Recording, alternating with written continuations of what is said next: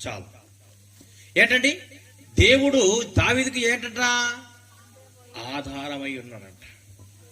అతని జీవితంలో ఎన్నో సమస్యలు వచ్చి ఉన్నాయి. అయినప్పటికీ కూడా అంటున్నాడు, నాకు ఎన్ని సమస్యలు వచ్చినా, ఎన్ని బాధలు వచ్చినా, కష్టాలు, కన్నీళ్లు, కడగన్ను, కలతలు మానవుడి జీవితంలో సహజంగా ఉంటాయి. అవి నాకు వచ్చాయి. నాకు వచ్చినప్పటికీ కూడా నాకు ఎవరు ఆధారం అన్నాడండి ఆయన. దేవుడే. ఆ మాట అంటుంది సామాన్యమైన వ్యక్తి కాదండి. గొర్రెల కాపరి కాదు.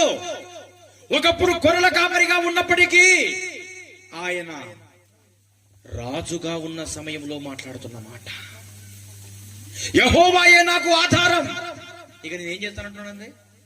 యెహోవాయే నాకు ఆధారము, నేను చదవండి, కావున నేను